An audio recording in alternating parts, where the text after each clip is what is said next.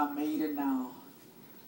I made it now. It's good to see all of the young people here. Ask that the young people stand. It's good to see you here singing the choir. You did so good. Thank you. God bless you. Thank you, all of you. Tonight, this evening, I'm going to come from Psalms 13. Psalms 13. Starting in verse 1, I'm going to end at verse 6, if you don't mind. I promise you I won't be very long with you.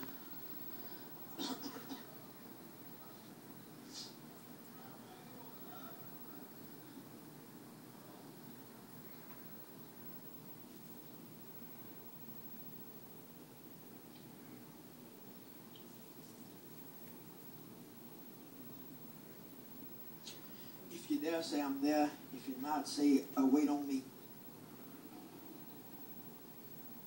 It says, how long, O Lord, will you forget me forever? How long will you hide your face from me? How long shall I take counsel in my soul, having sorrow in my heart daily? How long will my enemy be exalted over me? Consider and hear me, O Lord my God. Light my eyes, lest I sleep the sleep of death. Lest my enemies say I have prevailed against him. Lest those who trouble me rejoice when I am moved. But I have trusted in your mercy. My heart shall rejoice in your salvation. I will sing unto the Lord because he has dealt bountifully with me.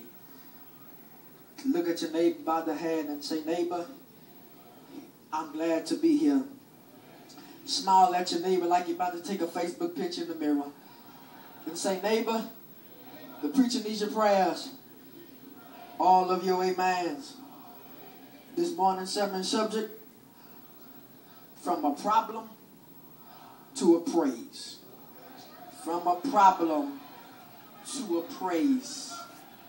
From a problem to a praise. I brought my notes up here, but I don't think I'm going to need them. I understand that as I watch the news. I just started watching the news, actually.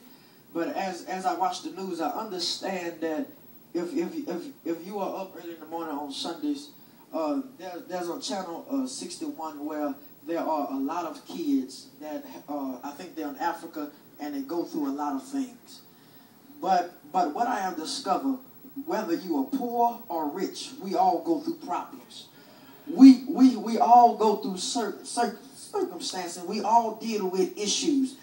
But what I understand, if that's you today, that you ever, I'm talking to people who ever been through the storm and rain, whoever been through sickness, pain, whoever been hurt, whoever had fake friends and whoever been lied on, whoever been talked about, whoever been mistreated. This sermon is for those of you. But for those of you that have not been through nothing, you had not have issues, had not have circumstances, I'm not talking to you, so you might well excuse yourself. But for those of you who've been through it all, for those of you who've been through the storm and through the rain, this is for you. David, I had to learn in the text, if you understand how long to me mean David was dealing with a lot of pain, a lot of time. He was dealing with it a long time. And you say, preacher, how do you get from problem to praise when I'm so busy worrying and not worshiping? How do I get from problem to praise when I'm so busy pounding about my enemies? I come and tell you, number one, it says, if you read the text with me, it says, how long, O Lord, will you forget me forever? How long will you hide your face from me? How long shall I take counsel in my soul, having sorrow in my heart daily? How long will my enemy be exalted over me? Verse 1 and 2, I understand that God was testing David's faith. God was testing David's faith. God tested Moses when he told Moses, God told Moses that he was getting ready to test him. He said, God told Moses to sacrifice his only son Isaac. It's hard when you have to sacrifice your only son. It's something when your son dies, but when you have to sacrifice your son, there's something wrong. Not only did he test Moses, but he tested Job. Remember when Job went through with his wife, he was on top of the world, then everything came back up on him. And then his wife comes to him and said, baby, if you a real man, you will curse God and die. Somebody ought to be talking to me in here. God tested Job. But I must tell you that when God tests you, it's not an easy task. Let me talk to this side. When God tests you, it's not an easy task. Okay, y'all not talking to me. When God tests you, it's not an easy task. See, it's something about when God tests you, it ought to change you after he tests you. Because when he's testing you, after the test, there comes a praise. But I told you the meaning of test. Faith. Faith is, we couldn't handle life issues if we didn't have faith. It was faith that got you through your heartaches and your pain. It was faith that got you through your stress and depression.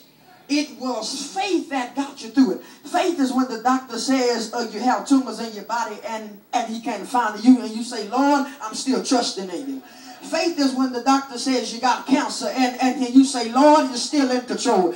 That's faith. But what I understand that David dealt with, if here we go again, we see how long. It says how long. If you don't mind, turn to Isaiah the 40th chapter, verse 32. Isaiah the 40th chapter, verse 32.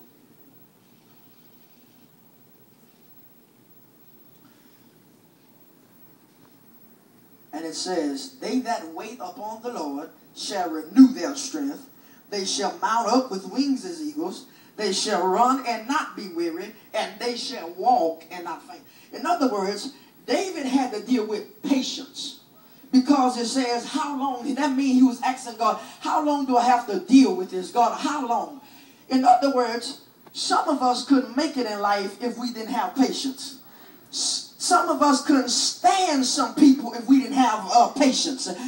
Some of us wouldn't be able to handle our demons on our job if we didn't have faith. Somebody ought to be talking that man here. Some of us wouldn't know how to handle them demons out there if we didn't have patience.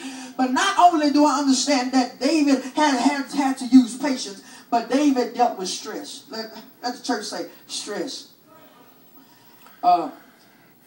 Stress is something that causes anger and then it causes action. In other words, you can get rid of stress. But the way I understand that you have to get rid of stress is that you have to give it to the Lord.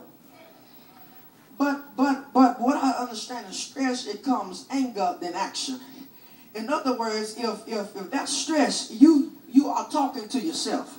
Self will tell you to cuss them out. Self will tell you to get a divorce. Self will tell you to cheat on your husband. Self will tell you to kill them. Self will tell you to cuss them out. I come to tell somebody the worst person you can ever listen to is your own self. Somebody ain't talking to me. The worst person you can listen to is your own self. Self will tell you, self will cause you to commit suicide. The worst person to listen to is your own self. Robert Walker, not only did God was testing his faith, but I learned that David had a prayer. I wouldn't be up here today if somebody didn't pray for me.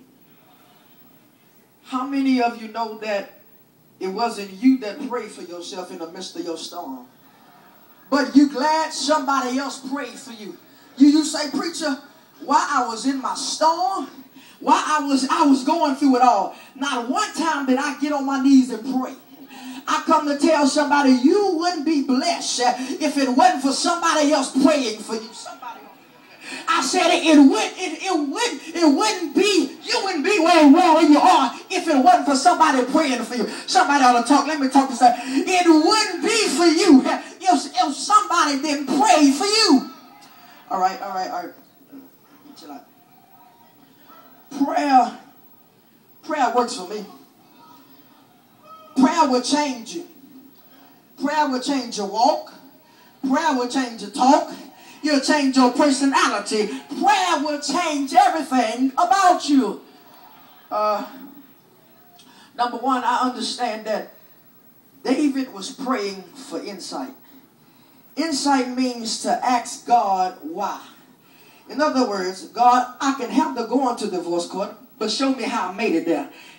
I can handle having heartaches and pain, but show me how I made it there. I can handle being depressed and stressed, but all I need is an insight. In other words, all I need you to show me and I can shout about it. All I need you to tell me about it and I can shout about it.